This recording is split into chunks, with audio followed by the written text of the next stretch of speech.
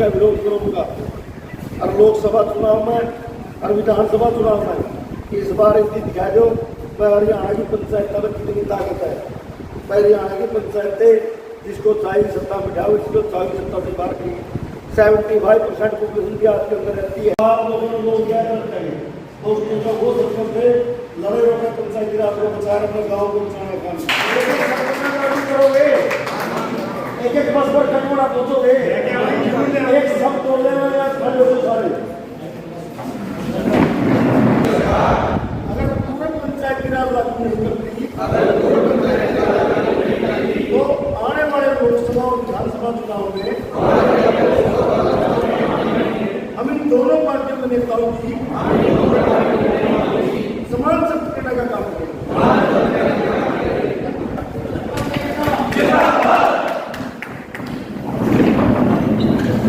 तो 5 नवंबर की हमने रैली रखी हुई है।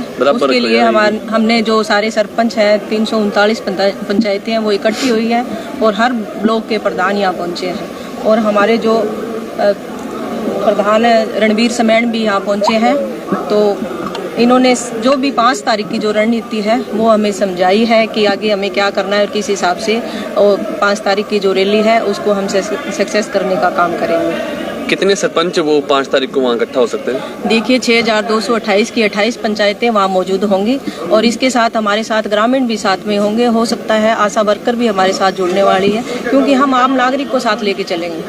तो इस जो रैली आयोजन कर रहे हैं तो उसका मकसद क्या है? देखिए हमने जो सरकार के साथ लड़ाई लड़ी है, जो हमारे 29 अधिकारों की बात आती है तो सरकार ने हमारे अधिकार जो छीनने का काम किया है उसके खिलाफ हमने जो इनकी पोल अभियान भी चलाई और हमने लड़ाई लड़ने का भी काम किया। तो ये सरकार जो है ये झुकने वाली नहीं है, ना झुक रही।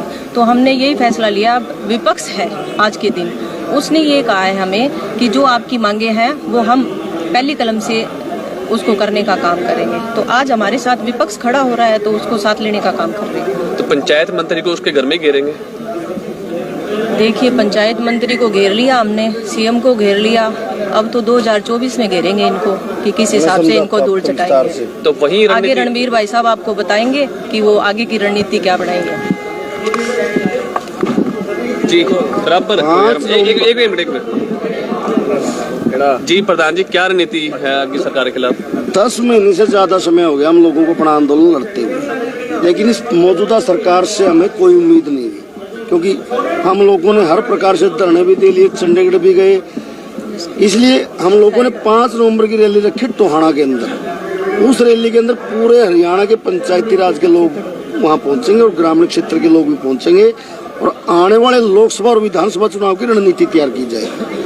आने वाले लोकसभा और विधानसभा चुनाव में हम मौजूदा सरकार को हरियाणा की पंचायतों की ताकत दिखाने का काम करेंगे।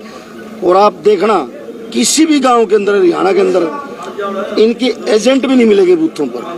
हम इन लोगों को जो हमारे गांव देहात को बर्बाद करना चाहते हैं और पंचायती राज को खत्म करना चाहते हैं, हम इन लोगों को बिल्कुल सत्ता से बाहर करने का काम करेंगे।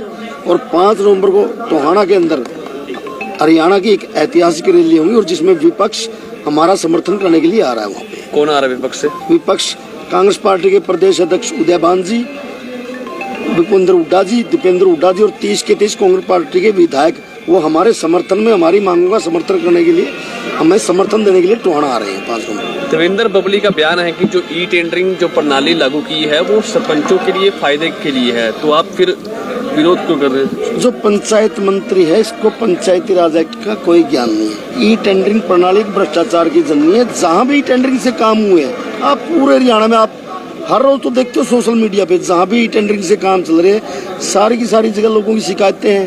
कहीं पिल्लिंटें लगाई जा रही है, कहीं घटिया मटेरियल यूज हो रहा है। बिल्कुल पूरे हरियाणा प्रदेश का विकास रुका हुआ है और इन लोगों का टेंडरिंग ई टेंडरिंग के माध्यम से ठेकेदारों के साथ और अधिकारियों के साथ मिलकर हरियाणा का जो पंचायती राज का बजट है उसको हड़पने की एक साजिश है। आज देखो तालाबों के नाम पर बहुत बड़ा गबन है। ये अधिकारियों को डराया धमकाया जा रहा है कि आपने ये टेंडर इस ठेकेदार को देना है और उससे पंचायत मंत्री और उसके भाई सीधा कमीशन लेते हैं।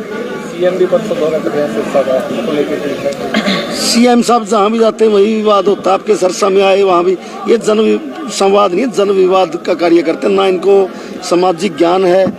एक हिसार के अंदर कोई मुलाकात की जाएगी? सीएम साहब कल परसों यही होंगे। देखो, हम लोगों ने मीटिंगें कर ली, लेकिन इन लोगों की मंशा साफ नहीं है। ये लोग पंचायती राज को खत्म करना चाहते हैं और जो पंचायती राज का बजट है उसके ऊपर इन लोगों की निगाहें हैं। ये हर प्रकार से प्रदेश को लूटने का काम कर रहे हैं। ये सरकार नहीं है, एक चोरों लुटेरों का एक गिरोह है हरियाणा के अंदर जो हर प्रकार से प्रदेश को लूटने में लगा हुआ है। अब बातचीत नहीं होगी? अगर बातचीत क्या करें, वो घोषणा करते हैं। हम तो कहते हैं अगर सरकार को इतनी चिंता है और हरियाणा प्रदेश का विकास चाहते हैं, वो घोषणा करें कि हम पूर्ण रूप से पंचायती राज लागू करते हैं, जो संविधान के अंदर है। जरूरत ही नहीं है बातचीत करने की, ना अपना टाइम वेस्ट करना ना हमारा टाइम वेस्ट करना। ठीक है। और एक शपथ भी ली है सरपंचों ने, किस तरह की? बिल्कुल, ये हर डिस्ट्रिक्ट के अंदर सब दिलवा रहे हैं अपने साथियों को। अगर पूर्ण पंचायती राज के अधिकार पंचायतों को नहीं दिए जाते तो मौजूदा लोकसभा और विधानसभा चुनाव के अंदर हम इन लोगों के खिलाफ वोटिंग करेंगे और वोटिंग करवाएंगे इनके खिलाफ। आर पार की लड़ाई रहेगी आगे फिर? बिल्कुल आर पार की लड़ाई है। मौजूदा सरकार को हम दिखाएंगे कि हरियाणा की पंचायतों की क्या ताकत है।